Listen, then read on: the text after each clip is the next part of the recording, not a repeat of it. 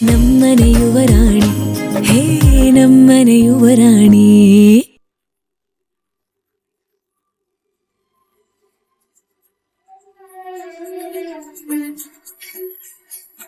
ಅಕ್ಕ ಇದೇನೆ ಎಲ್ಲರೂ ಎಷ್ಟು ಜೋಕ್ ಮಾಡ್ಕೊಂಡಿದೀವಿ, ನಿನ್ ಮುಗ್ದಲ್ಲಿ ನಗುನೇ ಇಲ್ಲ. ನೀನ್ ಹಿಂಗೆ ಡಲ್ ಆಗಿದ್ರೆ ನನ್ಗೂ ಅಳು ಬಂದ್ಬಿಡುತ್ತೆ.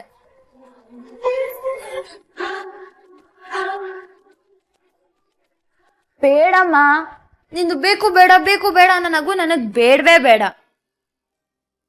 ಅಲ್ಲ ಕಣೆ, ನೀನು ಮದುಮಗಳು, ಮದ್ವೆ ಮನೆ ಅಂದ್ರೆ ಹೇಗಿರ್ಬೇಕು, ಈ ಶಾಸ್ತ್ರಗಳೆಲ್ಲ ನನಗ್ ಲೈಫ್ ಲಾಂಗ್ ನೆನ್ಪಿರ್ಬೇಕು. ಮೆಹಂದಿ ಶಾಸ್ತ್ರ ನಡೀತಿದೆ, ಖುಷಿಯಾಗಿರೋ ಸ್ವಲ್ಪ. ನಾನ್ ಏನೇನೆಲ್ಲ ಕನ್ಸ್ಗಳು ಇಟ್ಕೊಂಡಿದ್ದೆ ಗೊತ್ತಾ? ಅಕ್ಕನ್ ಮದ್ವೆಲಿ ನಿನ್ಗೂ ಆಸೆಗಳಿತ್ತ? ಹೇಳಮ್ಮ, ಅದೇನೇನ್ ಆಸೆಗಳಂತ ಕೇಳೋಣ. ಅಕ್ಕನ್ ಮೆಹಂದಿಯಲ್ಲಿ ನಾನು ಖುಷಿಯಾಗಿ ಹಾಡು ಹೇಳ್ತೀನಿ, ಡಾನ್ಸ್ ಮಾಡ್ತೀನಿ ಅಂತೆಲ್ಲ ಕನ್ಸ್ಗಳು ಇಟ್ಕೊಂಡಿದ್ದೆ ಗೊತ್ತಾ? ಓಕೆ, ಈಗ ನನ್ ಮೊಬೈಲ್ ಅಲ್ಲಿ ಒಳ್ಳೆ ಒಳ್ಳೆ ಸಾಂಗ್ಸ್ ಇದಾವೆ, ನಾನ್ ಪ್ಲೇ ಮಾಡ್ತೀನಿ, ನೀನ್ ಡ್ಯಾನ್ಸ್ ಆಡು. ಎದೇಳು ಎದೇಳು, ಡ್ಯಾನ್ಸ್ ಆಡು. ಏನ್ರೆ ಎದೇಳು.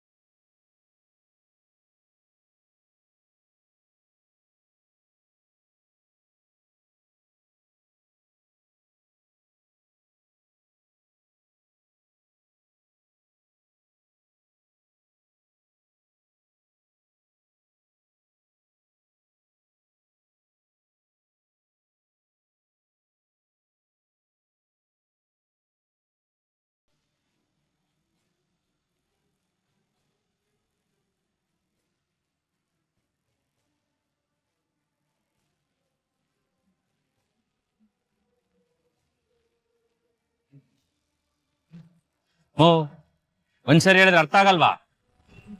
ನನ್ ಮನೆವರೆಗೂ ಫಾಲೋ ಮಾಡ್ಕೊಂಡ್ ಬಂದಿದೆಯಲ್ಲ, ನನ್ನ ಹೆಂಡತಿ ಏನಾದ್ರು ನೋಡಿದ್ರೆ ಮುಗೀತು ನನ್ ಕತೆ. ನನ್ ಕೇಸ್ನ ನಾನೇ ವಾದ ಮಾಡ್ಬೇಕಾಗತ್ತೆ. ಹೋಗಮ್ಮ ಇಲ್ಲಿಂದ ಸುಮ್ನೆ. ಇಲ್ಲ ಇಲ್ಲ ಸರ್, ನಾನ್ ಹೋಗಲ್ಲ. ನನ್ಗೆ ಸತ್ಯ ತಿಳಿಯುವವರೆಗೂ ನಾನು ಹೋಗಲ್ಲ. ಯಾಕೋ ನೀನು ಸಮಾಧಾನ ಮಾತಿಗೆ ಬಗ್ಗಲ್ಲ ಅಂತ ಕಾಣಿಸುತ್ತೆ. ಪೊಲೀಸ್ಗೆ ಕಂಪ್ಲೇಂಟ್ ಮಾಡ್ತೀನಿ. Sir sir sir sir sir sir please sir, ನಾನ್ ಯಾಕೆ ಹಾಗೆ ಕೇಳ್ತಿದ್ದೀನಿ ಅನ್ನೋ ಪ್ರಶ್ನೆನಾದ್ರೂ ಕೇಳಿ ಸರ್. ಕೇಳೋದೇನ್ ಬಂತು ಹೇಳು. ಸರ್, ಅಹಲ್ಯ ಅವರು ನಮ್ಮ ಮನೆಗೆ ಸೊಸೆಯಾಗಿ ಬರ್ತಿದ್ದಾರೆ ಸರ್. ನಮ್ಮ ಇಡೀ ಕುಟುಂಬ ಅವ್ರ ಮೇಲೆ ತುಂಬಾ ಭರವಸೆ ಇಟ್ಕೊಂಡಿದೆ. ಅವರು ನಮ್ಮ ಮನೆಗ್ ಬಂದ್ಮೇಲೆ ನಮ್ಮ ಮನೆ ನಂದ್ ಗೋಕುಲ ಆಗುತ್ತೆ, ಇಡೀ ಮನೆ ತುಂಬಾ ಸುಖ ಸಂತೋಷ ತುಂಬಿ ತುಳುಕ್ತಿರುತ್ತೆ ಅಂತ ಎಷ್ಟೋ ಆಸೆ ಕನ್ಸುಗಳನ್ನ ಇಟ್ಕೊಂಡಿದೀವಿ. ಆದ್ರೆ ಈಗ ಅವ್ರ ಬಗ್ಗೆ ಯಾವ್ದೋ ಒಂದ್ ಕೇಸ್ ನಡೀತಿದೆ, ಹಿಂದೆ ಯಾವ್ದೋ ಘಟನೆ ನಡೆದಿದೆ, ಅವ್ರು ಅದನ್ನ ಮುಚ್ಚಿಡ್ತಿದ್ದಾರೆ ಅನ್ನೋ ಅನುಮಾನ ಬಂದಿದೆ ಸರ್. ನಮ್ ಫ್ಯಾಮಿಲಿ ಸುಳ್ಳು ಮೋಸ ವಂಚನೆಗೆಲ್ಲ ಜಾಗ ಕೊಡಲ್ಲ ಸರ್. ಮದ್ವೆ ಆದ್ಮೇಲೆ ಹಿಂದೆ ಯಾವ್ದೋ ಘಟನೆ ನಡೆದಿದೆ, ಅವ್ರು ಅದನ್ನ ಮುಚ್ಚಿಡ್ತಿದ್ದಾರೆ ಅಂತ ನಮ್ಗೇನಾದ್ರೂ ಗೊತ್ತಾದ್ರೆ ಅವ್ರ ಬಾಳು ಹಾಳಾದಂಗೆ, ಜೊತೆಗೆ ನಮ್ ಮನೆ ಮರ್ಯಾದೆ ಎಲ್ಲ ಹೋಗ್ಬಿಟ್ಟಂಗೆ ಅಲ್ವಾ ಸರ್? ಅದಕ್ಕೆ ಸರ್, ಮದ್ವೆಗಿಂತ ಮುಂಚೆನೆ ಮಾತುಕತೆ ಆಡಿ ಎಲ್ಲ ಸರಿ ಹೋದ್ರೆ ನಮ್ ಫ್ಯಾಮಿಲಿಗೂ ಅವ್ರ ಫ್ಯಾಮಿಲಿಗೂ ಒಳ್ಳೇದಲ್ವಾ ಸರ್? ಅವ್ರು ನಮ್ಮ ಮನೆಗೆ ಸೊಸೆ ಆಗಿ ಬಂದ್ಮೇಲೆ ಅನುಮಾನದಿಂದ ಬದುಕೋದ್ ಬೇಡ ಅಂತ ಕೇಳ್ತಿದ್ದೀನಿ ಸರ್. ಪ್ಲೀಸ್ ಸರ್, ಏನ್ ಕೇಸು? ಅವ್ರು ಯಾವ ವಿಷಯನ ನಮ್ಮ ಹತ್ರ ಮುಚ್ಚಿಡ್ತಿದಾರೆ ಅಂತ ಪ್ಲೀಸ್ ಹೇಳಿ ಸರ್. ನೋಡಮ್ಮ, ಆ ಕೇಸ್ ಹಿಸ್ಟ್ರಿ ಬಗ್ಗೆ ನಂಗೆ ಡೀಟೇಲ್ ಆಗಿ ಏನೂ ಗೊತ್ತಿಲ್ಲ. ಈ ಕೇಸನ್ನ ಗೋವರ್ಧನ್ ಸರ್ ಹ್ಯಾಂಡಲ್ ಮಾಡ್ತಾ ಇದ್ದಾರೆ. ಒಂದ್ಸರಿ ನನಗೂ ನನ್ನ ಲಾಯರ್ ಸರ್ಗೂ ಯಾರೋ ಒಬ್ಬ ವ್ಯಕ್ತಿ ಥ್ರೆಟನ್ ಮಾಡಿದ್ದ, ಈ ಕೇಸ್ ಏನಾದ್ರೂ ನಡೆಸಿದ್ರೆ ನಿಮ್ಮನ್ನು ಉಳಿಸಲ್ಲ ಅಂತ ಬೆದರಿಕೆ ಕೂಡ ಆಗ್ದ. ನಮ್ಮ ಲಾಯರ್ ಸರ್ ಅವ್ರ ಮೇಲೂ ಕೇಸ್ ಮಾಡಿದ್ದಾರೆ.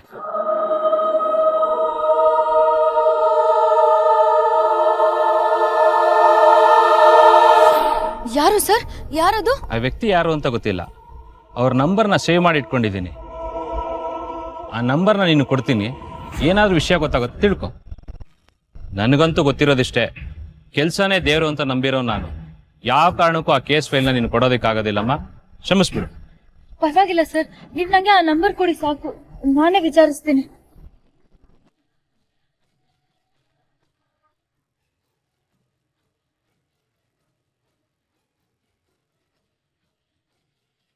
Thank you sir. ದಯವಿಟ್ಟು ಇಲ್ಲಿಂದ ಹೋಗಮ್ಮ. ನಾನು ನೀನು ಮಾತಾಡೋದು ನೋಡಿದ್ರೆ ನಿಮ್ ಹೆಂಡತಿ ನಿಮ್ಗೆ ಡಿವೋರ್ಸ್ ಕೊಡ್ತಾರೆ ಅಂತ ಭಯನಾ? ಆಯ್ತು, ಇಲ್ಲಿಂದ ಹೋಗಮ್ಮ.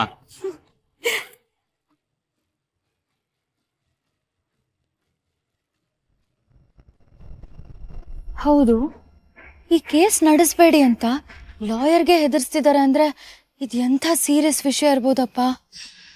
ಯಾವುದೋ ತಲೆ ಹೋಗೋಂಥ ವಿಷಯನೇ ಇರ್ಬೋದು. ಈ ನಂಬರ್ ಯಾರ್ದು ಅಂತ ಹೇಗೆ ತಿಳ್ಕೊಳ್ಳಿ?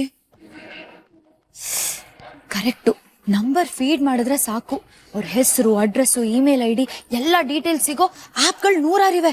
ಯಾವ್ದಾದ್ರು ಒಂದು ಆ್ಯಪ್ನ ಡೌನ್ಲೋಡ್ ಮಾಡಿಬಿಡ್ತೀನಿ. ಬೇಗ ಡೌನ್ಲೋಡ್ ಆಗು.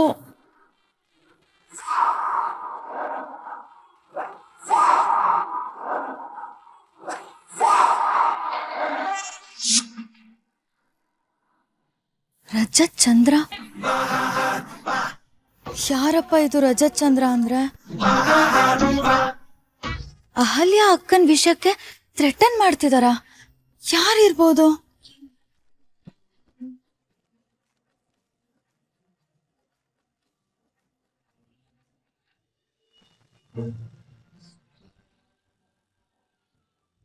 ನಾಳೆ ಬೆಳಗ್ಗೆನೆ ಪುರೋಹಿತರು ಬರ್ತಿದಾರಮ್ಮ. ಚಪ್ರದ ಶಾಸ್ತ್ರ ಎಲ್ಲ ಬೆಳಗ್ಗೆನೆ ಮುಗ್ದು ಹೋಗುತ್ತೆ. ಸುಂದ್ರ, ಅಮ್ಮರೇ, ಬಂದೆ ಬಂದೆ ಬಂದೆ. ನಾಳೆ ಚಪ್ರಶಾಸ್ತ್ರಕ್ಕೆ ಎಲ್ಲ ರೆಡಿ ಇದೆಯೋ ಇಲ್ವೋ ಅಂತ ಒಂದ್ಸತಿ ಚೆಕ್ ಮಾಡ್ಕೊಂಬಿಡಪ್ಪ. 3 ಸರಿ ನೋಡಿದ್ದೀನಿ. 3 ಸರಿ ನಾನು ಒಂದೇ ಒಂದು ವಸ್ತು ಇಲ್ಲ ಅನ್ನೋದು ನಿಮಗೂ ಗೊತ್ತಿದೆ. ಏನದು? ಅದೇನಪ್ಪ, ಚಪ್ರದ ಪೂಜೆಗೆ ಹಾರ ಇಲ್ಲ, ಹಾರ ತರಬೇಕು. ಸುಂದ್ರಣ್ಣ, ಹಾರ ತರೋದಲ್ವಾ? ಏನಕ್ಕೆ ಮರ್ತ್ಬಿಟ್ರಿ? ಅಟ್ಲೀಸ್ಟ್ ಗೊತ್ತಾದ್ಮೇಲೆ ಅವ್ರು ತರ್ಬೋದಿತ್ತಲ್ವಾ? ಲೋ ಅನಿ, ನಾವೇನಾದರೂ ಮಾರ್ಕೆಟಿಂದ ಹಾರ ತರಿಸಿದ್ರೆ ನಮ್ಮ ಕತೆ ಮುಗೀತು. ಮೀರಾ ನಮ್ಮನ್ನ ಮಾತಲ್ಲೇ ಸಾಯಿಸ್ಬಿಡ್ತಾಳೆ. ಯಾಕಣ? ಮದುವೆಯಲ್ಲಿ ಮೊದಲನೇ ಶಾಸ್ತ್ರ ಶುರುವಾಗೋದೆ ಚಪ್ರದ ಪೂಜೆಯಿಂದ.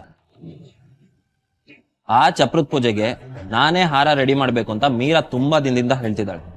ಅವಳೇ ರೆಡಿ ಮಾಡ್ಲಿ ಬಿಡು, ಅವಳ ಮನ್ಸನ್ನ ನೋಯಿಸೋದು ಬೇಡ. ಸಾಕೆ, ಅವಾಗಿಂದ ಇದನ್ನೇ ಹೇಳಿ ಹೇಳಿ ನನ್ನ ಕೈ ಕಟ್ಟಿ ಹಾಕ್ತಾ ಇದೆಯಾ. ಅವಳು ಇನ್ನೂ ಹಾರ ರೆಡಿ ಮಾಡಿಲ್ಲ, ಎಲ್ಲಿಗೆ ಹೋಗಿದ್ದಾಳೋ ಗೊತ್ತಿಲ್ಲ. ಇವಳು ನಂಬ್ಕೊಂಡ್ರೆ ಯಾವ ಕೆಲಸನೂ ಆಗಲ್ಲಪ್ಪ. ನೀನು ಸುಮ್ಮನೆ ಇವಳನ್ನ ತಲೆ ಮೇಲೆ ಕೂರಿಸ್ಕೋಬೇಡ. ಸುಂದ್ರ, ಕಾಯೋದು ಬೇಡ, ಹೋಗಿ ಹಾರ ತಂದ್ಬಿಡು. ಅಮ್ಮಮ್ಮ ಪ್ಲೀಸ್, ಬೇಡಮ್ಮ. ಅವಳೇ ಬರ್ತಾಳೆ, ಅವಳೇ ಎಲ್ಲಾನು ರೆಡಿ ಮಾಡ್ತಾಳೆ. ಪ್ಲೀಸ್ ಅಮ್ಮ. ಅಮ್ಮ, ಈ ಕೋಳಿ ಮರಿ ಎಲ್ಲಿ ಹೋಗಿದ್ದಾಳೆ? ಇನ್ನೆಲ್ಲಪ್ಪ ಹೋಗಿರ್ತಾಳೆ, ಅವಳು ಒಂದ್ ಜಾಗದಲ್ಲ ಇರ್ತಾಳೆ. ಫೋನ್ ಮಾಡಿ ಬೈದಿದ್ದೀನಿ. ಮದ್ವೆ ಕಾರ್ಡ್ ಯಾರ್ಯಾರಿಗೆ ಕೊಡ್ಬೇಕು ಲಿಸ್ಟ್ ಮಾಡಿ ಎಲ್ರಿಗೂ ಒಂದು ಕಾಪಿ ಕೊಡು ಅಂತ ಹೇಳಿದ್ದೆ, ಅದನ್ನೂ ಮರ್ತಿದ್ದಾಳೆ. ಕೇಳಿದ್ದಕ್ಕೆ ರೂಮಲ್ಲಿದೆ ತಗೋ ಅಂತ ಹೇಳಿದ್ಲು. ಈಗಾದ್ರೆ ಹೇಗಮ್ಮ? ಎಲ್ಲ ಕೆಲಸ ನಾ ಮಾಡ್ತೀನಿ ಅಂತ ಮೇಲ್ ಬಿದ್ದು ಬರ್ತಾಳೆ. ಕೆಲಸ ಆಗದೆ ಈ ಥರ ಪೆಂಡಿಂಗ್ ಉಳಿದ್ರೆ ನಾಳೆ ಸಮಸ್ಯೆ ಆಗಲ್ವಾ? ಅಣ್ಣ, ಯಾರ್ಯಾರಿಗೆ ಎಷ್ಟೆಷ್ಟು ಕೆಲಸ ಮಾಡೋಕ್ಕಾಗುತ್ತೋ ಅಷ್ಟೇ ಮಾಡಲಿ. ಸುಮ್ಮನೆ ಓವರ್ ಕೆಲಸನ ಮೈ ಮೇಲೆ ಹೇಳ್ಕೊಂಡ್ರೆ ಪ್ರಾಬ್ಲಮ್ ಆಗುತ್ತೆ. ನಾನೀ ಮದುವೆ ವಿಷಯದಲ್ಲಿ ತುಂಬ ಸೀರಿಯಸ್ ಆಗಿದ್ದೀನಿ. ಒಂದು ಶಾಸ್ತ್ರ ಹೆಚ್ಚು ಕಡಿಮೆ ಆದರೆ ನಾನು ರೇಗಬೇಕಾಗುತ್ತೆ. ಆಮೇಲೆ ನನ್ನ ಮೇಲೆ ಬೇಡ ಮಾಡಿ ತೋರಿಸ್ಬೇಡ ಅಷ್ಟು. ಅನಿ, ಈ ಥರ ಹಬ್ಬ ಶುಭ ಕಾರ್ಯಗಳು ಬರೋದೆ ನಾವೆಲ್ಲರೂ ಖುಷಿಯಾಗಿರೋದಕ್ಕೆ ಕಣೋ. ಇಂಥ ಟೈಮಲ್ಲಿ ನಾವು ಟೆನ್ಷನ್ ಮಾಡಿಕೊಂಡು ನಮ್ಮವ್ರನ್ನ ನೋಯಿಸಿ ಅವ್ರನ್ನ ಬೈದು ಮಾತಾಡೋದ್ರಲ್ಲಿ ಏನೂ ಪ್ರಯೋಜನ ಇಲ್ಲ. ಎಷ್ಟಿದೆಯೋ ಅಷ್ಟರಲ್ಲೇ ಖುಷಿಯಾಗಿ ನಡ್ಸ್ಕೊಂಡು ಹೋಗೋಣ. No way. ನಿನ್ನ ಮದುವೆ ಪರ್ಫೆಕ್ಟಾಗಿ ನಡಿಬೇಕು, ಯಾವುದು ಆಚೆ ಈಚೆ ಆಗಬಾರ್ದು. ಇನ್ನು 10 ನಿಮಿಷ ಅವಳಿಗೋಸ್ಕರ ವೆಯ್ಟ್ ಮಾಡ್ತೀನಿ. ಬರಲಿಲ್ಲ ಅಂತಂದರೆ ನಾನೇ ಹೋಗಿ ತೊಗೊಂಡು ಬರ್ತೀನಿ. ಅಷ್ಟು ಮಾಡಪ್ಪ, ನೀನೇ ಸರಿ ಅವಳಿಗೆ. ಅಮ್ಮ, ಅವಳ ಆಸೆಗೆ ಯಾಕಮ್ಮ ಬೇಡ ಅಂತೀರಾ? ಏನಪ್ಪ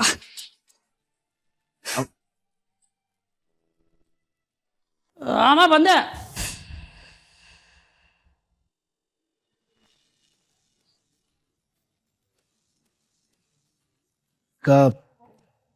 Pick up the phone, Meera.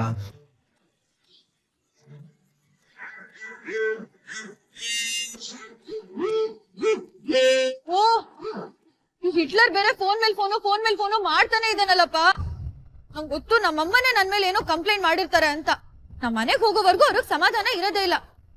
ನಾನೇನ್ ಊರ್ ಸುತ್ತಿದ್ದೀನ, ಯಾರ್ ಹೇಗಪ್ಪ ಹೇಳಿ ನಾನು. ಮೀರಾ, ಸ್ಲೋ ಅಪಘಾತಕ್ಕೆ ಅವಸರನೇ ಕಾರಣ ಅಂತ ಹೇಳ್ತಾರೆ. ಈ ಗುಗ್ಗು ಕಾಲ್ ಮಾಡಿದ್ರೆ ನಂಗೆ ಯಾಕೆ ಇಷ್ಟು ಟೆನ್ಷನ್ ಆಗುತ್ತೆ ಅಂತ. ನೀನ್ ಬಿಡು ಮೀರಾ, ಹೇಳಿ ಟೈಮ್ಗೆ ಸರಿಯಾಗಿ ಹೋಗದಿದ್ರೆ ಪಾಪ ಮನೆಯವರು ಏನ್ ಮಾಡೋದಕ್ಕಾಗುತ್ತೆ? ಟೆನ್ಷನ್ ಮಾಡ್ಕೊಳಲ್ವಾ? ಕಾಲ್ ಮಾಡ್ದೆ ಇನ್ನೇನ್ ಮಾಡ್ತಾರೆ? ಅಲ್ಲಿಯ ಅಕ್ಕನ್ ಬಗ್ಗೆ ರಹಸ್ಯ ತಿಳ್ಕೊಳ್ಳೋವರೆಗೂ ಇನ್ನು ಯಾರ್ಯಾರ ಮನ್ಸನ್ ಹೇಗೆ ನೋಯಿಸ್ತೀನೋ ಏನೋ. ಎಲ್ಲೋದ್ಲಿ ಇವಳು? ಛೇ, ಏನಾದ್ರೂ ಹೇಳ್ಬಿಟ್ರೆ ಸಾಕು, ಮುಖ ಉಗಿಸು. ಅಯ್ಯೋ ದೇವ್ರೆ, ಗುಗ್ಗುಗ್ ನನ್ ಮೇಲೆ ಏನಾದ್ರೂ ಡೌಟ್ ಬಂದ್ರೆ ನಾಳೆ ಇನ್ವೆಸ್ಟಿಗೇಷನ್ ಮಾಡೋದಕ್ಕೆ ತುಂಬಾ ಕಷ್ಟ ಆಗುತ್ತೆ.